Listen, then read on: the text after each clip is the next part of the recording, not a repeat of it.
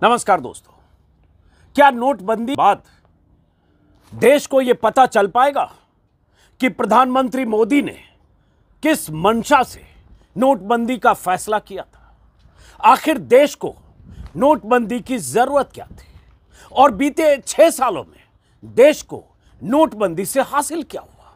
वो नोटबंदी जिसे लेकर सरकार ने बड़े बड़े दावे किए थे, वो नोटबंदी जिसका जिक्र यही सरकार बीते 4-5 सालों से कभी नहीं करती। यही प्रधानमंत्री मोदी जो अचानक 8 नवंबर 2016 की रात 8 बजे टेलीविजन चैनलों पर आकर नोटबंदी का ऐलान करते हैं, वही प्रधानमंत्री मोदी उसके बाद उस नोटबंदी को भूल जाते हैं।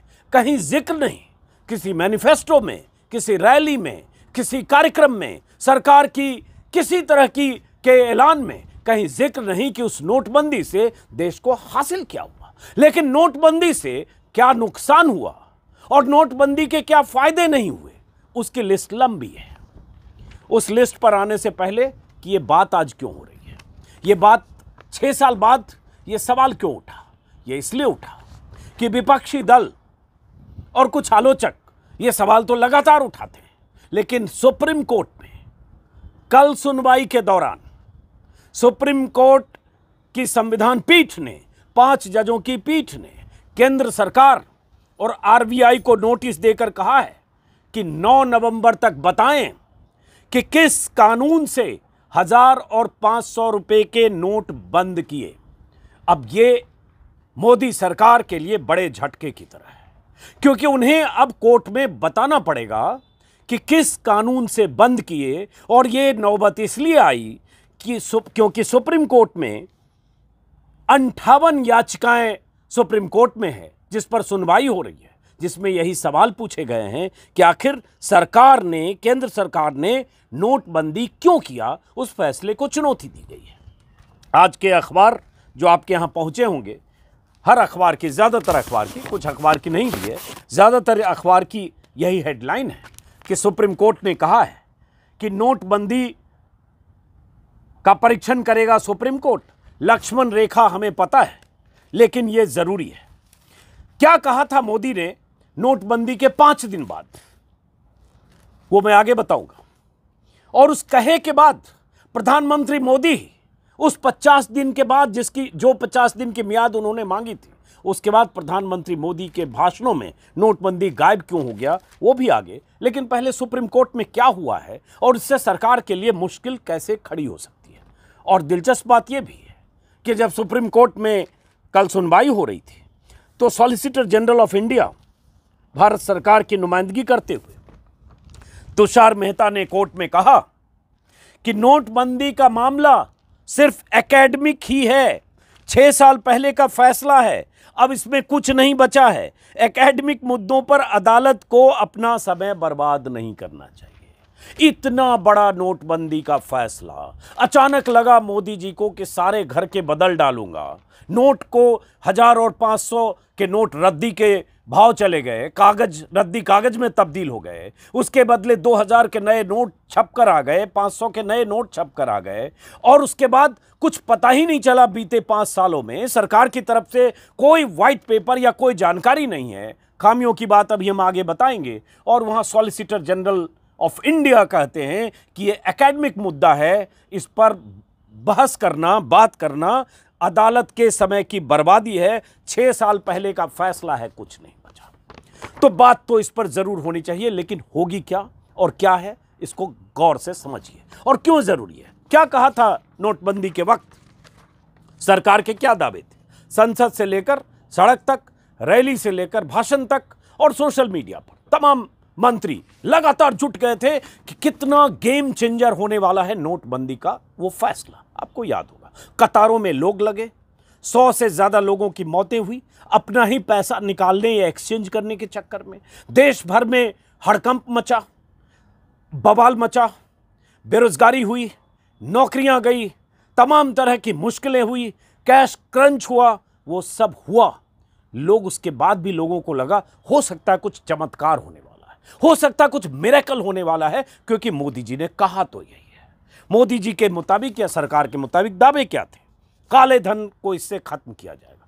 किसी को भी लगेगा अरे अमीरों के पैसे रद्दी के कागज में, रद्दी के भाव चले जाएंगे, रद्दी में तब्दील हो जाएगा, तो काला धन खत्म। दूसरा कहा गया नकली नोट खत्म हो जाएंगे, क्योंकि कहा जा रहा था हजारों करोड़ के नकली नोट बाजार में चलन है।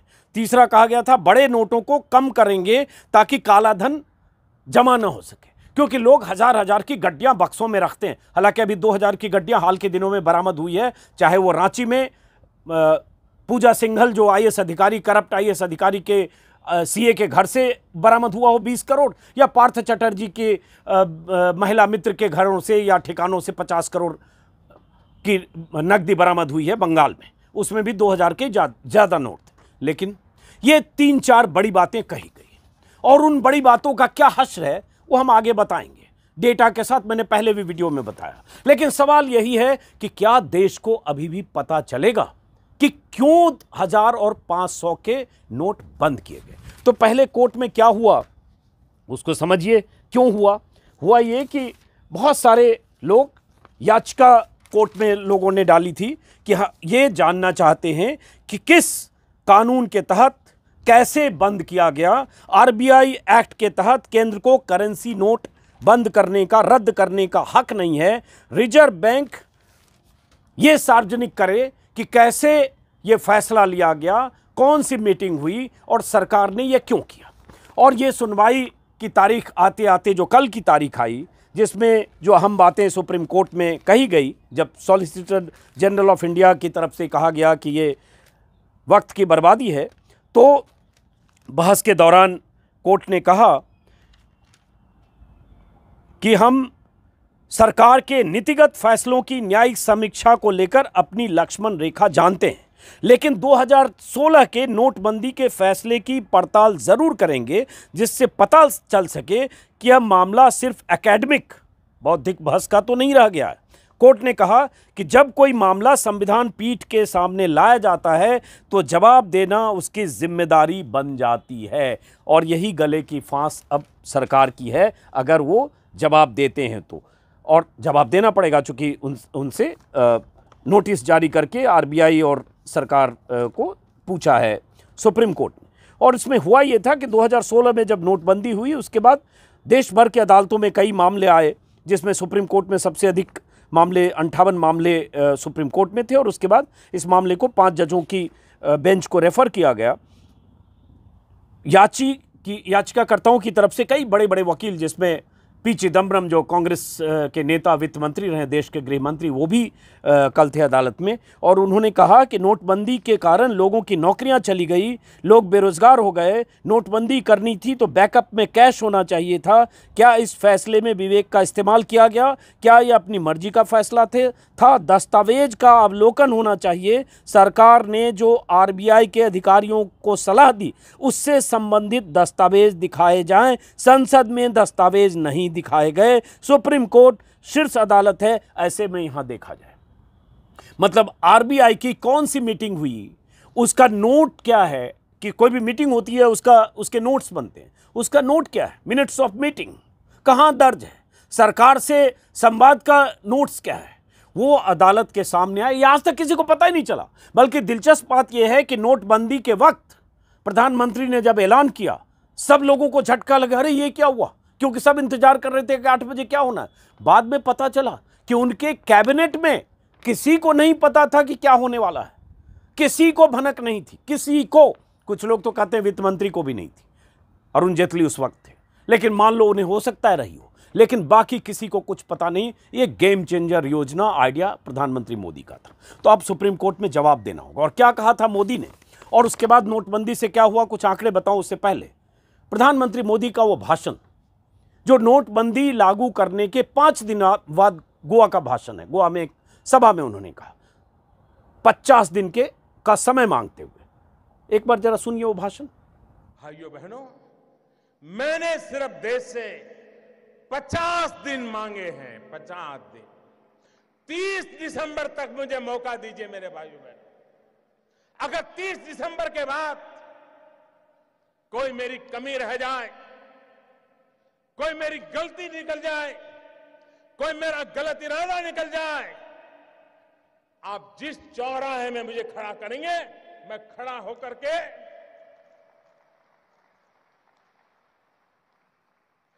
देश जो सजा करेगा वो सजा भुगतने के लिए तैयार हूं।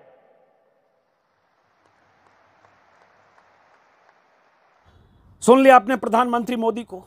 यही वो भाषण है जो गोवा में नोटबंदी के 5 दिन बाद प्रधानमंत्री मोदी ने कहा था कि हमें सिर्फ 50 दिन दे दीजिए, उसके बाद अगर हमारी कोई गलती निकल जाए, कोई कमी रह जाए तो जिस भी चौराहे पर, उसके बाद चुप हो गए थे, 2-3 सेकंड का पॉज था, जिस भी चौराहे पर जो भी सजा दें उसके लिए मैं तैयार हूं और 50 दिन बाद मैं एक नया हिंदुस्तान, नया मुल्क, नया भारत दूंगा। पता नहीं क्या देने वाले थे देश को, लेकिन क्या मिला? जो नोटबंदी की वजह बताई गई, जिसमें एक वजह मैं शायद पहले बताया नहीं, आतंक और नक्सलवाद की कमर तोड़ना, यह भी थी, लेकिन नकली नोट, काला धन और उसके बाद देश की अर्थव्यवस्था का बेहतर होना और 3 लाख करोड़ से ज्यादा काला धन जो सर्कुलेशन में है वो बैंकों तक नहीं लौटेगा, वो सरकार के लिए, रिजर्व बैंक के लिए एक सरप्लस होगा। ये सारी चीजें सोचकर वो की गई, उसमें से कुछ भी नहीं हुआ। नकली नोट भी छप रहे हैं, पैसे भी वापस आ गए बैंकों में। उसके आंकड़े जरा सुन लीजिए। नोटबंदी के बाद गरीब लोग, लाइनों में लगे लोग, वो एक बार खुश भी इसलिए हो रहे थे कि चलो हम तो थोड़े कष्ट में हैं, लाइन में लग रहे हैं, 4 घंटे बैंक के बाहर खड़े होना पड़ रहा है, लेकिन जो बड़े बड़े लोग हैं, बड़ी गाड़ियों वाले लोग हैं, बंगलों वाले लोग हैं, उनके तो सारे पैसे बर्बाद हो जाएंगे, तो चलो दूसरे की बर्बादी में अपनी खुशी भी देख रहे थे। काला धन उनका, हमारे गांव के, शहर के बड़े लोगों का गया। लेकिन हुआ क्या? 2018 में नोटबंदी के मान लो 2 साल बाद रिजर्व बैंक की तरफ से जो जानकारी, हालांकि जानकारी 3-4 महीने के भीतर आ गई थी, उसके मुताबिक कि 500 और 1000 रुपए के नोटों में से 99.3%, मतलब 99.3% नोट वापस आ गए। जो नोट डिमोनेटाइज किए गए थे 500 और 1000 के, सिर्फ 10,720 करोड़ की रकम वापस नहीं आई। तो अब जरा सोच लीजिए, इतना बड़ा तामझाम किया और सारे नोट बैंकों में आ गए। जो ब्लैक मनी था वो भी आ गए, चाहे बैंक वालों की मिलीभगत से था, चाहे सिस्टम की मिलीभगत से था, चाहे करप्शन उसकी वजह रही होगी, कमीशन लेकर हुआ, लेकिन सारे नोट वापस आ गए। तो मिला क्या सरकार को? टन गोपाल, सिर्फ 10,000 के नोट वापस नहीं आए, लेकिन नोट को छापने के जो खर्चे हैं वो उससे कई गुना ज्यादा थे, छापने और सर्कुलेशन के। तो इससे कोई फायदा नहीं हुआ। उसी समय 15,41,000 करोड़ के 500 और 1000 के नोट चलन में थे, 15,31,000 करोड़ के नोट बैंकिंग सिस्टम में वापस आ गए। जो मैंने बताया 10,720 करोड़ वापस नहीं आए। उसके बाद बात आती है कि 2000 के नोटों का चलन इसलिए किया गया था कि नया नोट है, उसका सिक्योरिटी फीचर्स ऐसा है कि उसकी नकल नहीं हो सकती। नकली नोट छपकर बांग्लादेश, पाकिस्तान और नेपाल के रास्ते आ रहे थे और भारतीय अर्थव्यवस्था को नुकसान पहुंचा रहे थे, इसलिए उस एक फैसले की एक वजह वो भी बताई गई। हुआ ये कि नकली नोटों को लेकर भी कई आंकड़े हैं, जिसके मुताबिक कि नकली नोट, मैंने पिछले वीडियो में भी अभी शायद 1 महीने पहले भी बताया था कि नकली नोटों का चलन 2014, 15, 13 के मुकाबले ज्यादा बढ़ गया, रिकवरी ज्यादा हो गई। और अभी तो कहा जा रहा बाजार से 2000 के नोट भी गायब हैं, वो काले धन में तब्दील होकर बक्से में, संदूकों में बंद हैं। भारतीय रिजर्व बैंक के मुताबिक जाली नोटों पर अंकुश नहीं हो पाया। एक आंकड़ा है, हालांकि ये 2-2.5 साल पहले का है, बीबीसी के मुताबिक कि नोटबंदी के फैसले के बाद तब के पिछली सरकार की तुलना में 500 और 1000 के जाली नोट कहीं ज्यादा संख्या में बरामद हुए। पहले रिजर्व बैंक की ओर से कहा गया था बाजार में 500 और 2000 के नए नोट जारी किए गए, उनकी नकल कर पाना मुश्किल होगा, लेकिन भारतीय स्टेट बैंक के अर्थशास्त्रियों के मुताबिक इन नोटों का भी नकल हो गया। और ऐसे आंकड़े भी एनसीआरबी के आंकड़े भी आए थे कि नकली नोट कैसे 2000 के नकली नोट बड़ी तादाद में मार्केट में हैं। और जैसा कि मैंने बताया, आंकड़े इस बात की तस्दीक करते हैं कि 12, 13, 14, 15 की तुलना में नकली नोट बाजार में ज़्यादा है। तो नकली नोट कोई फ़ायदा नहीं, काला धन कोई फ़ायदा नहीं, सारे पैसे वापस आ गए। और 2000 का नोट होने की वजह, जैसे 1000 के नोट बंद करने की वजह बताई गई कि जो चूंकि 1000 का नोट है, उसको स्टोर करना या जमा करना आसान होता है, इसलिए हम नोटबंदी कर रहे हैं। लेकिन नोटबंदी के बाद 2000 का नोट आया, और 2000 का नोट रखना, 2 1000 का रखना, उसके बदले 1 2000 का रखना, और वो उसकी जो सर्कुलेशन बाजार में वो कम है, और वो काले धन के जो कुबेर हैं उनके घरों में, ठिकानों में, गोदामों में, जहां भी जिस रूप में बंद है। अब इस तरह के कई आंकड़े, जैसे रिजर्व बैंक के ही आंकड़े एक और हैं, जिसके मुताबिक 2016 की नोटबंदी के समय केंद्र सरकार को उम्मीद थी कि भ्रष्टाचारियों के घरों के गद्दों तकियों में भरकर जमा रकम 3 से 4 लाख करोड़ काला धन बाहर आ जाएगा। पूरी कवायद में काला धन तो 1,30,000 करोड़ ही बाहर आया, लेकिन नोटबंदी के समय जारी नए 5 और 2000 के नोटों में से 9 लाख करोड़ के नोट गायब हो गए। ये भी एक आंकड़ा है। तो ऐसे कई आंकड़े हैं।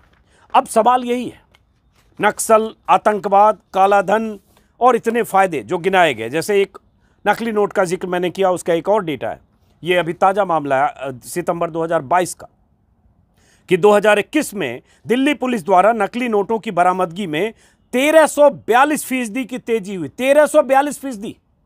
और पुलिस ने कहा कि अंतर्राष्ट्रीय स्तर पर कई गिरोह सक्रिय हैं जो बिहार, बंगाल, एमपी, बांग्लादेश, पाकिस्तान, नेपाल से नकली नोट ला रहे हैं। एनसीआरबी के आंकड़ों के मुताबिक राष्ट्रीय राजधानी में नकली नोटों का चलन बहुत बड़ी तादाद में है। पिछले साल 2 करोड़ रुपए मूल्य के 50,000 के से अधिक नकली नोट बरामद हुए।